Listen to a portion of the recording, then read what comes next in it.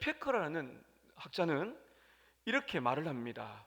이 세 가지가 이 뭐라 그럴까요? 우리 부흥과 쇠퇴기를 맞게 하는데 요소가 있다는데요. 하나는 인간의 연약함이다.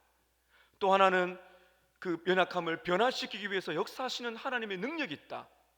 또 하나는 그 하나님의 선한 역사를 방해하는 사탄의 힘이 있다.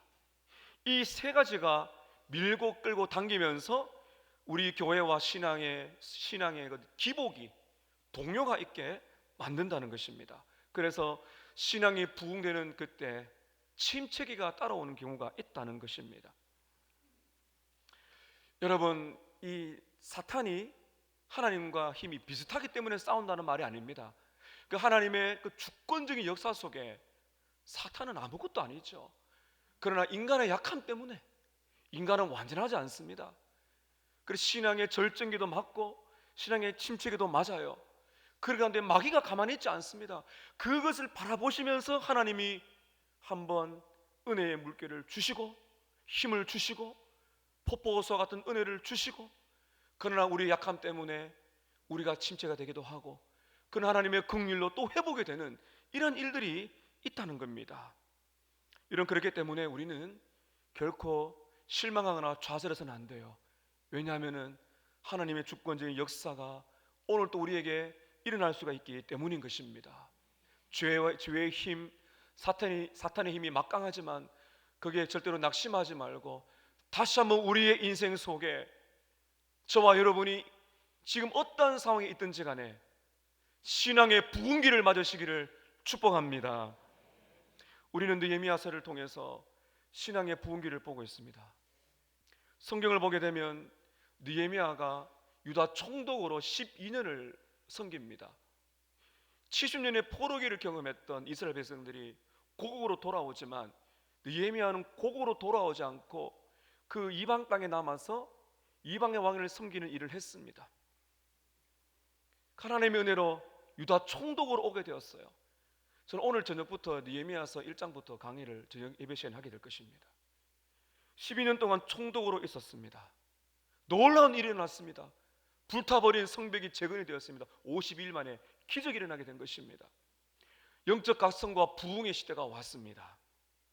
우리가 오늘 읽은 13장 1절부터 3절까지 보게 되면 그 부흥의 이제 어떻게 보면 이제 끝물이라고 볼 수가 있는데, 한번 1절 보십시오. 그날 모세의 책을 낭독하여 백성에게 들렸는데 그 책에 기록하기를 암몬 사람과 모압 사람은 영원히 하나님의 총에 들어오지 못할 것이다. 이 암몬 사람과 모압 사람을 이야기하는 이유가 있어요. 이 당시에 이스라엘 백성들의 신앙의 부흥과 공동체 회복을 가장 많이 방해했던 사람들이 누구냐? 암몬과 모압 사람이에요. 2절에 보십시오. 그들이 양식과 물로 이스라엘 자손을 영접하지 아니했다.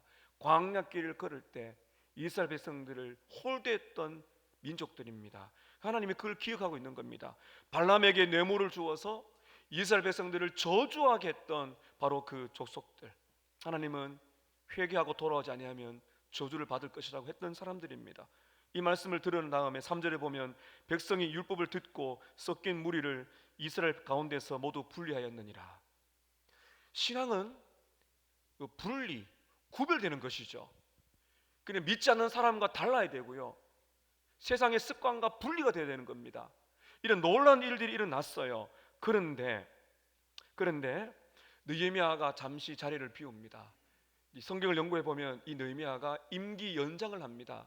10여 년을 있었는데 이제 다시 이방의 왕으로 돌아가서 임기 연장을 하는데, 학자들이 연구에 하면 최소한 6개월을 자리를 비웠다는 겁니다. 그 영적 리더가 6개월 동안 자리를 딱 비우는 순간에 문제가 발생한 겁니다. 영적인 이 신앙의 침체기가 찾아온 것입니다. 6절과 7절을 한번 여러분 보시기를 바랍니다.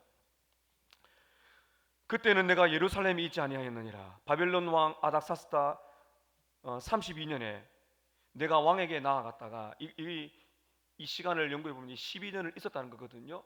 다시 바벨론 왕 아닥사스다에 가서 임기 연장을 하러 갔어요. 며칠 후에 왕에게 말미를 청하고 예루살렘에게 이르러서야 다시 돌아왔습니다. 약 6개월 정도 있었다고 성도 학자들이 연구하고 있습니다. 돌아왔는데 엘리아십이 이 제사장이 도비야를 위하여 하나님의 전뜰의 방을 만든 악한 일을 안지라. 느헤미야가 잠시 자리를 비운 사이에 엄청난 시련과 문제가 닥쳐오게 된 것입니다. 어떤 문제가 왔는지 오늘 저는 보게 될 거예요.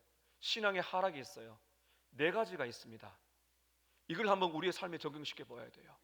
두 번째, 느헤미야가 이걸 본 다음에 문제점을 다 밝히고 난 다음에 다시 계획을 이룹니다. 계획을 이루는 또 방법이 네 가지가 나와요. 오늘 이것을 여러분께 살펴보면서 우리의 신앙이 지금 은혜의 절정기가 있다면 계속 은혜에 사무치도록 기도하셔야 되고요. 행여나 내 신앙이 지금 침체기를 맞이했다면 낙심하지 마시기를 바랍니다. 다시 한 번 더 우리가 계획을 이루어서 우리의 삶 속에 은혜가 있기를 축복합니다. 오늘 첫 번째 볼 것은 신앙의 하락입니다. 신앙이 하락될 때가 있습니다.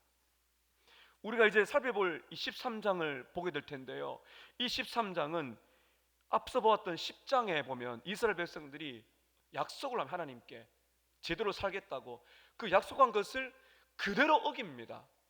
여러분, 우리가 은혜를 받으면 결심을 해야 되거든요. 하나님, 제가 이런 삶을 버리고 이렇게 살겠습니다. 결심하잖아요. 근데 여러분, 시간이 지나면 어떻습니까? 또 그것을 범죄합니다. 시간이 흐르면 똑같은 죄가 반복돼요. 그걸 우리가 잘 봐야 됩니다. 그걸 우리가 끊고 신앙의 은혜를 받고 올라가야 되거든요. 신앙이 메말라갈 때 어떤 특징이 올까요? 오늘 말씀을 통해서 이스라엘 백성들이 겪었던 신앙 하락의 네 가지가 우리에게도 있습니다. 잘 보셔야 됩니다. 첫 번째는, 신앙의 하락 첫 번째는 세상과의 타협입니다. 세상과 타협하다라는 것입니다. 이스라엘 백성들이 있어서 신앙의 중심, 그 중심은 성전이에요. 건물이 있었거든요. 구약시대 때 성전, 홀리 템플이라고 그랬습니다. 거기서 예배를 드리면 하나님이 임재하셔서 은혜를 받았습니다. 제사장들은요, 이 성전에서 지내면서 레위인들과 함께 예배를 준비합니다. 노래하는 사람들은 찬양을 준비합니다.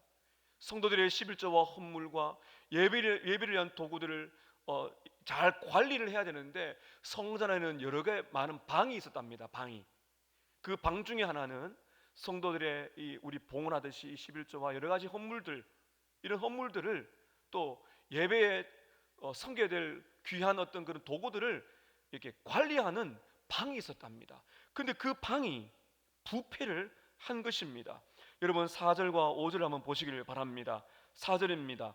이전에 우리 하나님의 전의 방을 맡은 제사장 엘리야십은 제사장입니다. 쉽게 말하면 성직자입니다. 목회자입니다. 하나님의 전의 방을 맡았습니다. 이 방은 너무나 중요한 방인데 4절 중반에 보세요. 엘리야십이 도비야와 연락이 있었다. 이 도비야가 누군가 하면은 우리가 1절에 보았던 암몬 사람입니다. 이스라엘 백성들의 최고의 대적입니다. 그런데 그 수장인 도비야와 연락을 했다는 것은요, 친인척 관계를 맺었다는 겁니다. 이게 심각한 것입니다. 5절에 보십시오. 도비야를 위하여 한 큰 방을 만들어 주었어요. 방을 하나, 성전에 좋은 방을 하나 줬어요. 근데 그 방은 어떤 방입니까? 그 방은 원래 소재물과 유향과 그릇과 레위 사람들과 노래하는 자들과 문제들에게 11조로 주는 곡물과 새 포도주와 기름과 제사장들에게 주는 거제물을 두는 곳이라. 그런데 이 소중한 방을요, 대적인 도비야의 방으로 만들어 줘버렸어요. 나중에 보게 될 것인데, 도비야는 여기에 있는 하나님의 성물들은 다 그냥 폐기 처분하고요, 자기 살림을 차려버립니다. 이게 성전을 모독한 것이거든요. 느헤미야 6장에 보게 되면 이스라엘의 많은 귀족들이 도비야와 정략 결혼을 합니다. 이게 뭔가 하면요, 세속합니다. 이 악한 도비야와 왜 결혼을 해가지고 도비야에게 성전에 이렇게 귀한 방을 내어주느냐? 도비야가 세상적으로 괜찮은 사람이거든요. 돈이 많고요. 이스라엘 백성들은 포로 생활에 돌아왔더니 없어요. 성벽이 무너졌어요. 먹고 살 길이 없고요. 집도 불탔어요. 가난합니다. 그런데 도비야를 보니까, 도비야는 이스라엘의 대적이지만은 이 이스라엘 백성들이 머리를 굴린 겁니다. 정략 혼인을 하고 그들과 손을 잡으면 어떻게 됩니까? 세상적으로 괜찮거든요. 돈도 좀 벌기도 하거든요. 그리고 다른 나라 사람들과 전쟁을 하지 않아도 되거든요. 안 그래도 이 암몬과 이 모압 사람들이 전쟁을 일으키려고 하는데 전쟁할 필요도 없죠. 괜찮게 살 수 있죠. 경제적인 이득을 위해서 제사장은 성전을 더럽힌 것입니다. 여러분, 이것이 무엇인가 하면 이게 세속화예요. 이게 세상과 타협하더라 하는 것입니다. 여러분, 우리들도 조심하셔야 돼요. 도비아와 같은 세속적인 가치관, 세상의 세계관이 우리의 마음에 들어오게 되면 우리의 이 마음이 썩어갑니다. 구약의 성전이 오늘날 우리들에게는요, 건물이 아니고요, 예수님을 믿는 성령을 모시고 있는 우리 모두가 성전입니다. 고린도전서 3장 16절 17절 앞에 여러분 말씀 보시면 한번 읽어보겠습니다. 시작. 너희가 너희가 하나님의 성전인 것과 하나님의 성령이 너희 안에 계시는 것을 알지 못하느냐? 누구든지 하나님의 성전을 더럽히면 하나님이 그 사람을 멸하시리라. 하나님의 성전은 거룩하니 너희도 그러하니라. 구약의 성전은 오늘 신약시대 때 건물이 아니고요, 하나님이 임재하시는 거룩한 성전은 어디라고 그래요? 우리예요. 우리 성령님이 거하시는 곳이 성전입니다. 그 주님이 뭐라 그러세요? 하나님의 성전은 거룩하니 너희도 거룩해라. 우리 안에 성령님이 거하시는 줄로 믿습니다. 여기에 세속화가 되면 안 돼요. 세상의 방식, 세상의 가치관 말하고 생각하는 거 보면은 예배를 드리는데 대화를 해보면 압니다. 돈 버는 방식, 생활하는 모든 방식들이 어떻게 이렇게 세속화가 된지 몰라요. 여러분, 이것이 바로 세상과 타협하는 것입니다. 세상과 타협하게 되면 성전이 더럽혀집니다. 바로 우리입니다. 우리의 영혼이 세상 방식을 따라다 보면 도비아와 같은 세속적인 가치관이 우리를 병들게 만들더라. 두 번째 신앙의 하락은요, 물질 생활이 실패하더라는 것입니다. 이 신앙이 문제가 생기면요, 물질 생활이 문제가 생깁니다. 제사장과 레위인들은 성전을 잘 관리하고 예배를 준비해야 됩니다. 거기에 모든 것을 이제 두고 사는 사람이거든요. 근데 예배를 드리고 성전을 관리해야 됩니다. 그리고 나그네와 가난한 사람을 돌아봐줘야 됩니다. 그렇게 하려면 물질이 필요하거든요. 여러분, 우리 교회도 마찬가지가 아니겠습니까? 교회에 중요한 사역을 하려면 여러분의 물질 헌신이 있어야 됩니다. 레위 지파들은 11조를 받았어요. 그들도 또 11조를 했습니다. 거기에서 성전을 관리했습니다. 나그네와 고아들을, 과부를 섬겼습니다. 구제했다는 것입니다. 그리고 그들을 이 생활비로도 사용했어요. 지금 목회자들이, 교회 직원들이 여러분의 헌금으로 이렇게 사는 것처럼 말입니다. 근데 문제가 생겼습니다. 이스라엘 백성들이 이 물질 생활이 세속화가 되고 나니까 성전에 드려지는 이 물질 헌신이 사라지는 것입니다. 그럼 어떻게 되겠습니까? 심각한 일이 일어나게 되는 겁니다. 여러분 10절 보시길 바랍니다. 10절에 내가 또 알아본즉 레위 사람들이 받을 몫을 주지 아니하였으므로, 이 말은 무슨 말입니까? 성전에 드려져야 될 물질 헌신이 사라집니다. 그러므로 그 직무를 행하는 레위 사람들과 노래하는 자들이 각각 자기 밭으로 도망을 했더라. 먹고 살 길이 없기 때문에, 쉽게 말하면 교회에서 성전에서 예배를 준비하고 가난한 사람을 돌아보고 일을 해야 되는데, 말씀을 가르쳐야 되는데 생업에 이 물질이 없으니까 자기 밭으로 가서 생업을 위해서 돈을 벌더라. 문제가 어떻게 되겠어요? 예배가 안 되죠. 찬양대가 안 되죠. 말씀 사역을 못하죠. 구제를 하지 못하죠. 생업에 찌달려서 이 성직자들이 먹고 살 길이 바빠지면서 쉽게 말하면 교회를 떠나더라, 이 말로 볼 수가 있는 것입니다. 여러분, 이러한 현상은 어떤 것입니까? 물질에 대한 집착이 하나님의 영광보다 앞선다는 것을 분명히 여기서 보여주는 것입니다. 여러분, 우리가요, 이 물질 생활을 보게 되면 우리의 신앙을 가늠할 수가 있습니다. 하나님께 물질을 구분하여 드린다는 것은 이 봉헌이거든요. 자, 여러분께 여러 번 말씀을 드렸습니다. 이 봉헌한다는 의미가 있거든요. 그것은 이 물질의 주인이 내가 아니고 하나님이 주셨다는 겁니다. 어려울 때 물질을 헌신하는 것은 내 생활이 힘들고 어려울지라도 하나님께서 내 인생을 책임진다는 것을 믿는 것입니다. 그리고 세상 사람들은 이 돈, 물질이 우상화되었지만 나는 물질보다도 하나님이 가장 소중하다는 신앙의 고백이 바로 우리 물질에 대한 헌신인 것입니다. 사랑하는 성도 여러분, 여러분의 물질 어디에 많이 쓰시는지 한번 돌아보세요. 미국의 팀 켈러 목사님은 이런 말을 했습니다. 돈을 쓰는 방식과 돈을 쓰는 곳을 잘 보면은 그 사람의 우상이 어디 있는지 안다. 돈을 어디에 많이 쓰십니까? 하나님께 드리는 것은 아까워하면서 어디에 많이 사용하고 계십니까? 여러분, 우리는 청지기입니다. 내 것은 하나도 없습니다. 물질도 마찬가지입니다. 세상은 물질을 주인으로 삼지만은 그러나 우리는 물질이 주인이 아니라 물질을 주신 기버, 그 주님이 우리 인생의 주인인 줄로 믿습니다. 우리는 관리해야 됩니다. 잘 사용해야 되는 청직이라는 것입니다. 그런데 우리의 신앙이 하락이 되면 이 물질 생활에 문제가 생긴다는 겁니다. 세 번째 신앙 하락의 특징은 주일 성수와 예배가 실패한다는 것입니다. 주일 성수입니다. 이스라엘 백성들은 안식일을 온전히 지키는 것과 상업 활동을 하는 것 가지고 갈등을 많이 했습니다.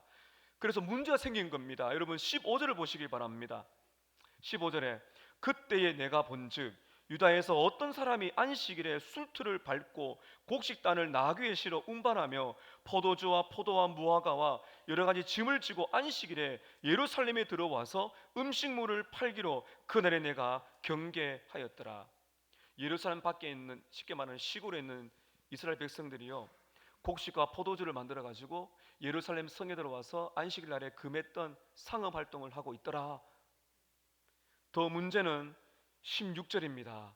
이방 사람들과 거래를 하기 상업하기 시작합니다. 16절을 보시기를 바랍니다. 두로 사람이 예루살렘에 살며 물고기와 각양 물건을 가져다가 안식일에 예루살렘에서도 유다 자손에게 팔더라. 당시에 중요한 먹거리가 소금을 절인 생선이랍니다.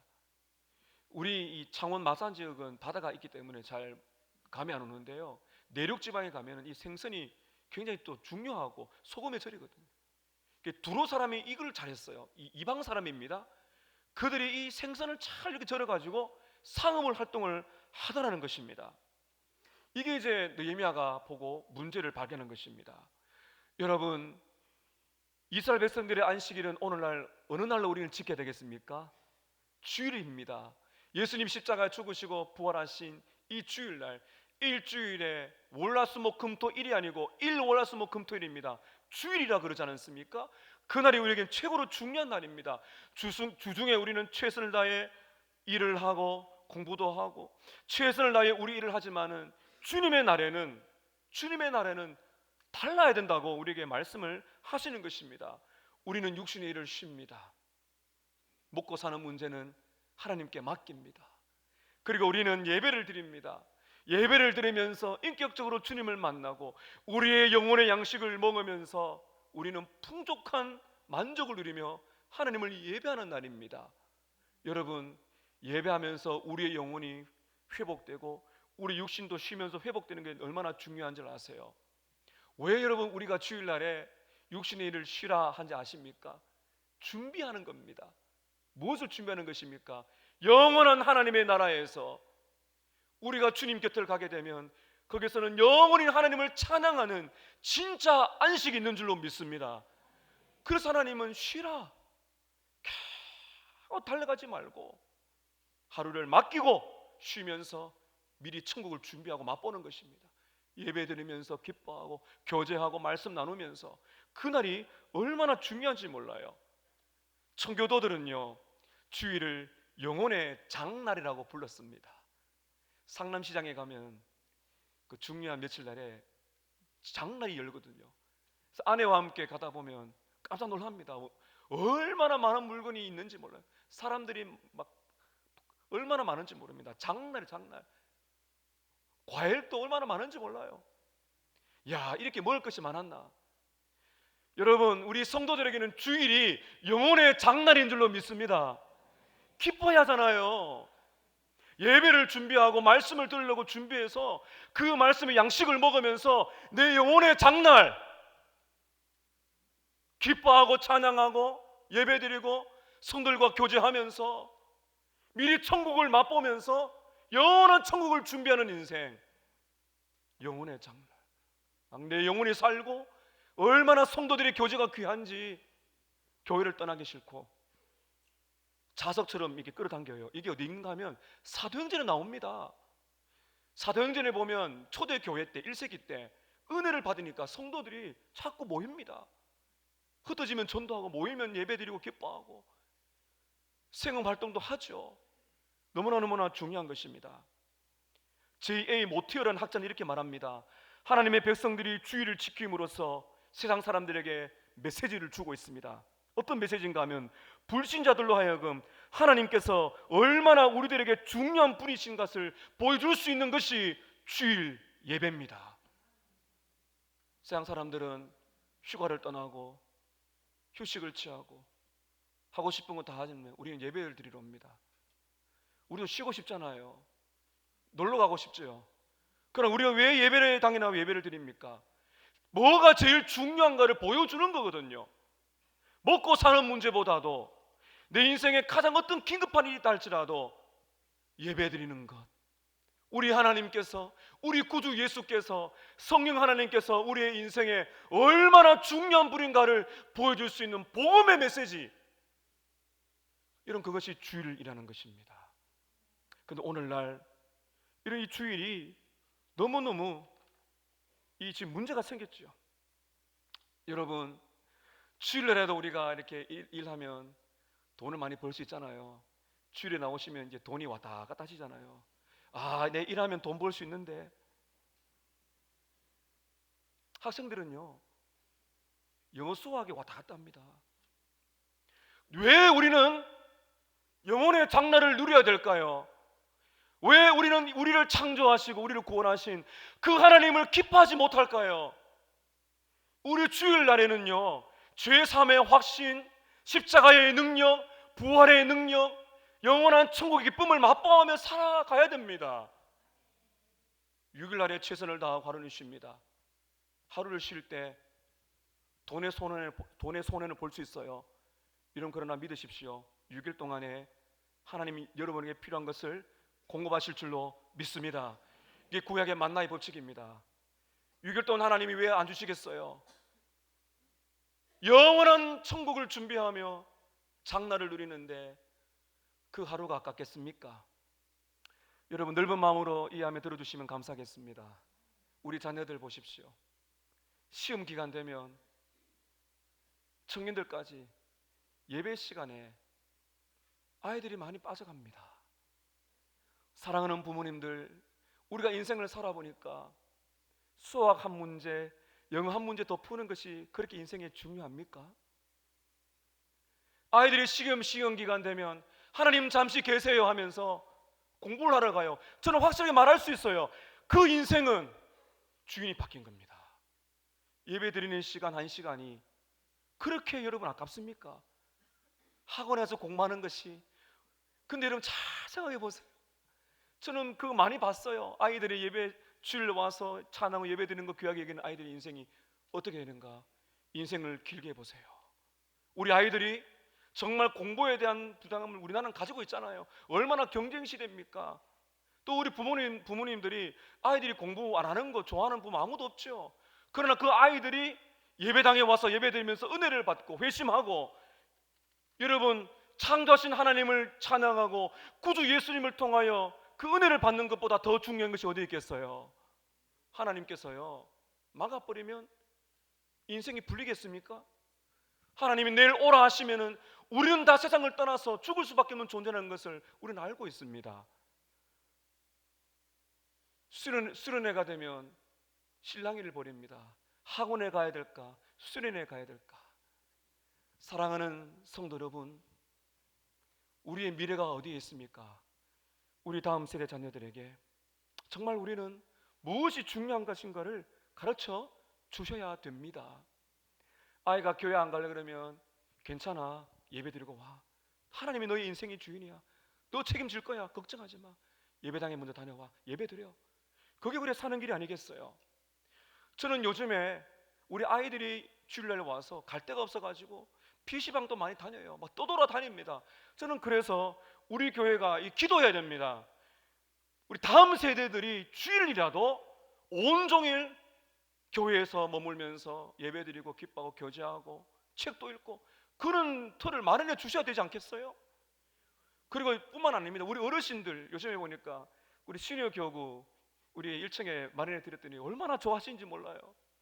카페가 있으니 얼마나 좋습니까? 카페가 없으면 여러분 나가서 그렇게 흩어져서 지내실 거 아니에요. 지금은 여러분 우리가 잘 생각해야 됩니다. 정말 필요한 것은요, 교회에서 구별해서 우리 성도들이 정말 주일에 영혼의 장날을 누리듯이 함께 기도하고 교제하고 말씀 나누고 그런 공간을 마련하는 것도 우리에게 너무나 중요한 것입니다. 우리 하나님께서 가장 중요한 분인 줄로 믿습니다. 하나님을 기뻐하는 것이 최고의 영광인 줄로 믿습니다. 그날이 언제, 그것을 연습하는 날이 언제입니까? 주일을 성수하는 날이며 예배하는 날인 것입니다. 네 번째, 신앙 하락의 특징 네 번째는 결혼과 가정 경건이 무너지더라는 것입니다. 가정에 문제가 생깁니다. 23절 24절 보시기를 바랍니다. 우리 29절 함께 읽겠습니다. 23절 24절 시작. 그때 내가 또 본즉 유다 사람이 아스돗과 암몬과 모압 여인을 맞아 아내로 삼았는데 그들의 자녀가 아스돗 방언을 절반쯤은 하여도 유다 방언은 못하니 그 하는 말이 다 각 족속의 방언이므로. 하나님께서 이 당시에 이방인들과 자녀들을 결혼시키지 말라는 이유가 여기에 있습니다. 여러분 잘 보십시오. 그때 내가 본즉 유다 사람이 하나님께서 그렇게 하지 말라고 하는 아스돗과 암몬과 모압 여인을 아내로 삼았습니다. 문제가 그다음 보세요. 그들의 자녀가 이방의 방언은 절반쯤 하는데 뭘 못하고 있어요? 유다 방언을 못한다는 겁니다. 쉽게 말하면 히브리어를 잊어버린다는 겁니다. 우상의 나라의 언어는 아는데 민족의 언어를 잃어버리는 거예요. 히브리 방언을 모르니까, 히브리 언어를 모르니까 지금 뭐를 못 읽는 거예요? 율법을 못 읽는 거죠. 그러니까 보세요. 그들의 사고에, 자녀들의 사고에 하나님이 사라지기 시작합니다. 여러분, 성경과 멀어지게 되면요, 하나님과 멀어집니다. 성경과 멀어지게 되면 죄는 가까워집니다. 우리 교회가 왜 가정예배를 그렇게 강조합니까? 여러분, 바로 다음 세대에게 영적인 유산을 물려주셔야 됩니다. 최근에 너무나 큰 충격받은 일이 있죠. 서울 강남구 대치동 학원가, 전국에서 가장 이 학원 공부에 열심인 사람들이 모이는, 아이들이 모이는 학원가, 거기에 어떤 사람들이 시음 음료를 해가지고 음료수를 나눠주더래요, 청소년들에게. 근데 적발에 그걸 보니까 안에 뭐가 들었습니까? 마약이 든 겁니다. 이 심각한 일이에요. 얼마 전에는 부산항을 통해서 미국의 마약상이 들어왔는데 이삿짐 안에 10만 명이 투여할 수 있는 필로폰이 있었고요, 권총과 실탄까지 들어왔습니다. 여러분, 심각합니다. 지금 미국은요, 청소년 마약 때문에 심각합니다. 미국은 청소년들의 총기, 청소년의 성적 타락을 막기 위해서 많은 법을 만들어서 성공을 거두었는데 마약이 심각합니다. 여러분, 요즘에 TV를 보시면 많이 나옵니다. 또 많은 매체를 통해서 미국의 많은 사람들이 이 마약을 통해서 좀비처럼 길거리에서 쓰러지고 이 몸을 가누지 못하는 일이 있어요. 우리나라에도 10년 사이에 19세 이하의 청소년들의 마약 사범이 10배가 증가를 했습니다. 지금 여러분, SNS 연락을 하고 전화만 하면 마약을 구할 수 있는 세상이 되었어요.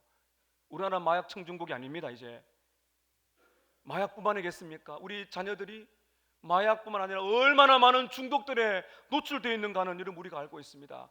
가정을 지켜내야 되는 거예요. 누가 해야 되겠어요? 우리가 해야 됩니다.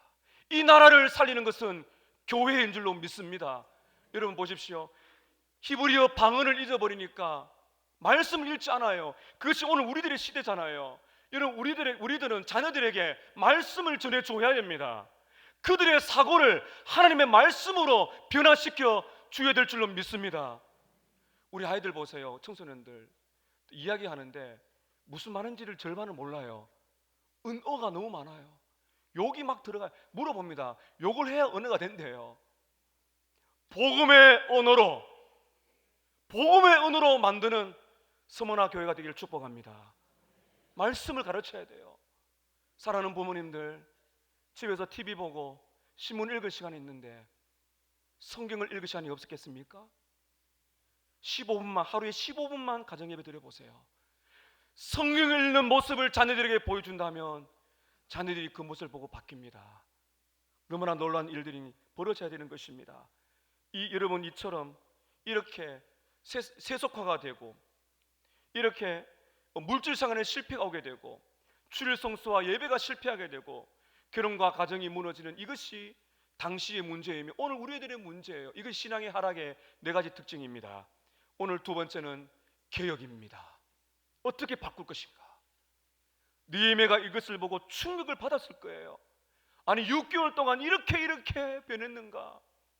부궁의 불길은 사라지고 엄청난 죄악이 들끓는 것을 바라보면서 느헤미야는 다시 한번 강력한 개혁을 하게 됩니다. 네 가지 개혁의 모습이 우리에게 너무나 필요합니다. 첫 번째, 한번 따라하실까요? 거룩한 분노. 이 거룩한 분노를 발했어요. 느헤미야가. 쉽게 말하면 이렇게 살면 안 됩니다. 이렇게 말한 것입니다. 몇 구절 한번 보실까요? 여러분 7절과 8절 보시길 바랍니다. 7절에 예루살렘에 이르러서야 엘리야십이 도비야를 위하여 하나님의 전뜰에 있는 방을 만든 악한 일을 안지라. 8절 보세요. 내가 심히 근심하여 도비야의 세간 살림살이를 그 방 밖으로 내어 던졌더라. 기가 막히죠. 심히 근심했죠. 이거는 분노해야 될 일입니다. 있어서는 안 되는 일이죠. 그 다음에 여러분 11절을 보시길 바랍니다. 내가 모든 민장들을 꾸짖었습니다. 성전 관리자들을 꾸짖었습니다. 왜냐하면 레위인들이 다 도망갔기 때문입니다. 꾸짖는다는 것은 바로 그들에게 책망을 했다는 것입니다. 그리고 여러분 15절도 보시길 바랍니다. 15절 끝에 안식일을 범할 때 15절 끝을 보시게 되면 안식일에 예루살렘에 들어와서 음식물을 팔기로 그날에 내가 경계하였더라. 그들을 경고했다는 것입니다. 또 여러분 말씀을 또 보시겠습니다. 17절에 보면 이렇게 말씀되어 있죠. 내가 유다의 모든 귀족들을 꾸짖었더라. 그들의 길을 너희가 어찌 악을 행하여 안식일을 범하느냐. 책망했습니다. 여러분 21절 또 나옵니다. 내가 그들에게 경계하여 이르기를 너희가 어찌하여. 느헤미야는 계속 경고하고 책망합니다. 이렇게 살면 안 된다는 거죠. 가장 충격적인 것을 보실까요? 여러분 25절을 보시길 바랍니다. 내가 그들을 책망하고 저주하며 그들 중 몇 사람을 때리고 그들의 머리털을 뽑고 이르되 너희는 너희 딸들을 그들의 아들에게 주지 말라. 또 보면 느헤미야가 너무 좀 심하죠. 왜 때립니까 사람을? 왜 머리털을 뽑습니까? 이거를 우리가 구약의 배경을 잘 아셔야 됩니다. 신명기 25장 1절에서 4절 보게 되면 구약시대 때 하나님이 말씀하십니다. 이게 매를 들어라. 부모님들이 자녀들이 잘못 가게 되면 어떻게 합니까? 부모님들 보세요. 자녀들이 지금 음란한 일에 빠졌어요. 너무나 폭력적인 것을 아이가 범하고 있습니다. 그러면 마음 편안한 채로 얘야 그러면 안 된다 할 부모가 있겠습니까? 분노해야죠. 이렇게 살면 안 된다고 해야죠. 이렇게 살면 안 된다고. 지금 그거예요. 하나님은 매를 들어라. 그걸 말하는 것입니다. 그리고 머리털을 뽑는다는 건 회개한다는 의미입니다. 머리털을 뽑고 옷을 찢는 구약 행위는 회개한다는 겁니다. 회개하라는 거예요. 함께 회개하라. 이건 너무나 회개. 그 다음에 저주한다는 말이 나오잖아요. 이 저주한다는 것은요, 이렇게 계속 살게 되면 이건 저주받는 일이다. 이렇게 말한 것입니다. 이게 신명기의 신학을 가지고 온 것인데, 신명기 보게 되면 하나님의 말씀에 순종하면 복이 있을 것이고 그 말씀을 어기면 저주가 있을 것이라는 하나님의 준엄한 말씀을 가지고 한 것이거든요. 그렇게 계속 살게 되면 저주가 있으니 그렇게 살지 말라, 이렇게 말한 것입니다. 여러분, 어떠한 분노입니까? 거룩한 분노는요, 신약에 보면 예수님이 하셨습니다. 그렇게 온유하셨던 예수님께서요, 요한복음 2장 14절 이하에 보면요, 성전에서 분노하십니다. 성전에서 예배를 드리게 되는데 이스라엘 백성들은요, 그 짐승들을 가져와서 제사를 드려야 되거든요.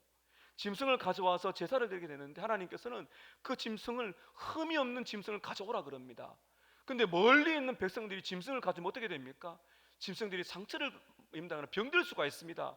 그래서 어떻게 했는가 하면 성전 안에 그 짐승들을 이제 좋은 짐승으로 살 수 있는, 다시 말하면 짐승을 가지고 오지 않아도 성전에 와서 짐승을 사서 이제 바칠 수 있는 길을 만든 겁니다. 근데 문제가 뭔가 하면은 돈벌이를 하는 겁니다.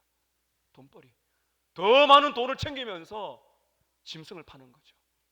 예수님이 보고 충격받으셨습니다. 그리고는 이 동상을 엎으시고 비둘기 그 짐승들을 다 그냥 흩어보내 버렸어요. 주님은 분노하셨습니다. 그리고 말씀하시기를 내 아버지의 집, 기도하는 성전을 장사의 소굴로 만들지 말라, 이렇게 하셨습니다. 성전을 삼하는 열심, 하나님의 영광을 향한 열정, 이 열정에 주님은 사로잡혀 있던 것입니다. 무슨 말입니까 여러분? 죄에 대한 거룩한 분노가 우리에게 있어야 된다는 것입니다. 구별을 잘 하셔야 됩니다. 화를 잘 내는 것이 아니에요. 거룩한 분노라는 건요, 듣는 사람이 은혜를 받아요. 듣는 사람이 감동을 받게 만든, 그게 바로 거룩한 분노입니다. 에베소서 4장 26절에 보면 분을 내어도 죄를 짓지 말라. 죄를 짓지 않는 분노, 거룩한 분노, 자신과 공동체를 살리는 거룩한 분노, 이렇게 살면 안 됩니다. 이것은 하나님이 기뻐하는 삶이 아니에요. 이 분노가 우리에게 있어야 돼요. 여러분, 이 거룩한 분노를 가장 많이 받아야 할 대상이 어디에 있습니까? 다른 사람의 손가락질 하지 마시고요, 자신에게 하셔야 돼요. 내가 이렇게 살면 되겠나? 내가 이런 죄를 지어서 되겠나? 죄에 대한 거룩한 분노가 있어야 은혜를 받고 나갈 수가 있는 줄로 믿습니다. 두 번째 개혁의 자세는요, 죄의 심각성을 알리는 겁니다. 죄가 얼마나 심각한가를 알리는 것입니다. 느헤미야는 이스라엘 백성들이 범했던 이 죄목들을 가지고 계획을 이룹니다. 성전과 11조 문제를 다루는데요, 여러분 11절을 한 번 더 보시기를 바랍니다. 11절에 내가 모든 민장들을 꾸짖어 이르기를 하나님의 전이 어찌하여 버림바가 되었느냐. 뭐가 버려졌다고요? 하나님의 성전이. 여러분, 죄를 짓는 것은요, 내 영혼을 망치는 것입니다. 하나님의 성전이 어디라 그랬습니까? 우리예요. 그렇죠. 우리의 영혼이 병드는 거예요. 죄는 누구에게 죄를 짓는 거예요? 하나님께 죄를 짓는 거예요. 안식일 문제를 다룹니다. 17절 18절을 보시길 바랍니다. 내가 유다의 모든 귀인들을 꾸짖어 그들의 얘기를 너희가, 한번 읽을까요? 시작. 너희가 어찌 이 악을 행하여 안식일을 범하느냐. 어찌 이 큰 악을 행하여 안식일을 범하느냐. 죄는요, 심각하다는 거. 이 큰 악을 행하여 안식일을 범하고 물질을 범하고 하나님의 영광을 더럽히느냐. 이 큰 악을 행하여. 계속 여러분 18절을 보시길 바랍니다. 너희 조상들이 이같이 행하지 아니하였느냐. 그래서 우리 하나님이 우리 이 모든 재앙을 우리와 이 성읍에 내리신 것이 아니냐. 그럼에도 불구하고 너희가 안식일을 범하여 진노가 이스라엘에게 더욱 심하게 임하게 하는도다. 이스라엘 백성들이 왜 하나님의 심판을 받았습니까? 바로 우상 숭배고 안식일을 범했다는 겁니다. 그런데 또다시 어떻게 안식일을 범할 수 있겠느냐 하는 것입니다. 또 하나 이방 결혼을 다룹니다. 26절에서 27절 보시길 바랍니다. 26절입니다. 또 이르기를 옛적에 이스라엘 왕 솔로몬이 이 일로 범죄하지 아니하였느냐. 그는 많은 나라 중에 비길 왕이 없이 하나님의 사랑을 입은 자라. 하나님이 그를 왕으로 삼아 온 이스라엘을 다스리게 하셨으나 이방 여인이 그를 범죄하게 하였나니. 27절 함께 읽습니다. 시작. 너희가 이방 여인을 아내로 맞아 이 모든 큰 악을 행하여 우리 하나님께 범죄하는 것을 우리가 어찌 용납하겠느냐. 솔로몬이 누굽니까? 하나님의 사랑을 이렇게 받은 사람이었고 세상 최대의 지혜로운 왕이었어요. 나라가 최고로 번능했던 나라입니다. 그런데 왜 솔로몬이던 왕국이 멸망의 길로 갔습니까? 결혼의 문제였습니다. 이방 여인들과 정략 결혼하면서 얼마나 이 아내들이 많은지 몰라요. 그 이방 여인들과 결혼하면 문제는요, 이방 여인들이 우상을 가지고 온 거예요. 그리 정신 나간 솔로몬이 그 여인들을 따라서 얼마나 많은 우상을 섬겼는지 나라가 우상 천지가 되어버렸던 것입니다. 그래서 지금 말하고 있잖아요. 어떻게 이렇게 가려고 하느냐? 이 큰 악을 행하여 어떻게 하나님의 진노를 받으려고 하느냐? 사랑하는 여러분, 이 말씀이 우리에게 어떤 의미가 있습니까? 죄를 절대로 가볍게 보시면 안 됩니다. 죄는 심각합니다. 왜냐하면 죄는 누구에게 짓는 거예요? 하나님께 짓는 겁니다. 여러분, 우리는 심각성을 알려야 돼요. 이걸 나도 알고요, 자녀들에게 가르쳐야 되고, 교회 안에서도 나를 사모하는 주님께, 나를 이렇게 사랑하는 주님께 어떻게 이 큰 악을 행할 수 있는가? 죄는 심각하다 아셔야 됩니다. 세 번째 개혁의 방법은요, 즉각적이고 단호하게 정리하셔야 됩니다. 즉각적이고 단호하게 삶을 변화시켜야 됩니다. 느헤미야는요, 하나님이 기뻐하지 않는 삶을 정리합니다. 성전을 정결케 합니다. 여러분 8절과 9절을 보시길 바랍니다. 8절입니다. 내가 심히 근심하여 도비아의 세간을 어떻게 했다고요? 방 밖으로 던져버렸습니다. 여러분과 가정에, 우리 교회 안에 하나님이 기뻐하지 않는 악한 습관이 있습니까? 하나님께서 기뻐하지 않는 그러한 책이나 물건이 있습니까? 환경이 있습니까? 정리하시기를 축복합니다. 정리해야 돼요. 그걸 두고서 경건의 생활 할 수 없어요. 하나님이 기뻐하지 않는 것은 우리 가정에서, 교회에서 딱 정리를 하셔야 되는 것입니다. 그 다음에 여러분 9절 보세요. 명령하여 그 방을 정결하게 하고 하나님의 전의 그릇과 소재물과 유향을 다시 그리로 들여놓았느니라. 버릴 건 버리고 가져올 건 가져와서 정말 우리의 영혼이 은혜 받도록 내 영혼과 우리의 삶의 환경을 만드셔야 됩니다. 두 번째, 물질 상황의 변화를 가져오고 있습니다. 11절과 12절입니다. 11절 12절 내가 모든 민장들을 꾸짖어 이르기를 하나님의 전이 어찌하여 버림바 되었느냐 하고 레위 사람을 불러 모아 다시 제자리로 세웠습니다. 12절에 온 유다가 곡식과 새 포도주와 기름의 11절을 가져다가 곡간에 드림으로 할 것은 빨리빨리 해야 됩니다. 그 다음에 안식일을 회복시킵니다. 19절 보시기를 바랍니다. 19절입니다. 안식일 전 예루살렘 성문이 어두워 갈 때에 내가 성문을 닫아버렸습니다. 안식일이 지나기 전에 열지 말라. 왜 그럴까요? 상업 활동하는 사람이 못 들어오게 만드는 겁니다. 나를 따르는 종자 몇을 성문마다 세워서 안식일에는 아무 짐도 들어오지 못하게 했으므로 20절에 장사꾼들과 각양 물건을 파는 자들이 한두 번 예루살렘 성 밖에 잤습니다. 혹시나 문이 열릴까 싶어가지고. 21절에 한번 보세요. 내가 그들에게 경계하기를 너희가 어찌하여 성 밑에서 자느냐 다시 이같이 하면 내가 잡을 것이라 하였더니 그 후로부터는 안식일에 그들이 다시 오지 아니하였느니라. 느헤미야가 얼마나 지혜롭고 철저한지 모릅니다. 하나님이 기뻐하지 않는 삶은 빨리빨리 최대한 완벽하게 정리를 해야 되는 것입니다. 네 번째, 이 결혼에 대한 문제를 다루죠. 결혼 문제. 25절 보시기 바랍니다. 내가 그들을 책망하고 저주하며 그들을 중 몇 사람을 때리고 그들의 머리털을 뽑고 쭉 가서 중반을 보세요. 너희 딸들을 그들의 아들에게 주지 말고 너희 아들들이나 너희를 위하여 그들의 딸을 데려오지 않겠다고 하나님 앞에서 가르쳐 맹세하라. 결심하라. 이렇게 말을 합니다. 다시는 이방인들과 결혼을 하지 마라. 결혼시키지 말라. 이렇게 말을 하는 것입니다. 28절 보십시오. 대제사장 엘리야십의 손자 요야다의 아들 하나가 호론 사람 산발랏의 사위가 되었다. 내가 쫓아내어 나를 떠나게 하였다. 대제사장 엘리야십은 누굽니까? 쉽게 말하면 담임 목사입니다. 근데 그 손자들, 자손들이 이방 사람들과 결혼시켰어요. 그 악의 선두주자가 된 겁니다.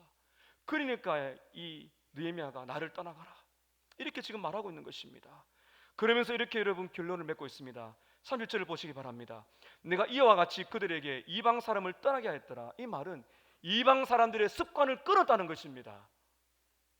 그들을 깨끗하게 하였다 이렇게 말하고 있습니다. 사랑하는 성도 여러분, 하나님이 기뻐하지 않는 환경과 습관과 그런 죄의 요소들은 빨리 은혜 가운데 끊어내시기를 축복합니다. 마지막 네 번째, 지속적인 기도입니다. 기도가 너무나 필요합니다. 느헤미야가 이렇게 힘있게 기억할 수 있었던 힘은, 원천은 바로 기도에서 왔습니다. 여러분, 기도 많이 하시기를 축복합니다. 기도를 해야 능력이 옵니다. 느헤미야가 여러분 13장에 보면 군데 기도를 하면서 일을 합니다. 14절을 보시기 바랍니다. 14절, 아마 기도의 필요성을 안 것 같아요. 함께 14절 읽습니다. 시작. 네, 내 하나님이여, 하나님이여, 이 일로 말미암아 나를 기억하옵소서. 내 하나님의 전과 그 모든 직무를 위하여 내가 행한 선한 일을 도만하지 마옵소서. 22절도 있습니다. 계획하는 중반에 또 그가 있습니다. 시작. 내가 또 레위 사람들에게 몸을 청결하게 하고 와서 성문을 지켜서 안식일을 거룩하게 하라 하였느니라. 네, 하나님이여, 나를 위하여 이 길도 기억하옵시고 주의 크신 은혜대로 나를 아끼시옵소서. 31절 읽습니다. 시작. 또 정한 기한에 나무와 처음 익은 것을 드리게 하였사오니 네, 하나님이여, 나를 기억하사 복을 주옵소서. 느헤미야는 결단력 있는 사람입니다. 열정적인 사람입니다. 행동가입니다.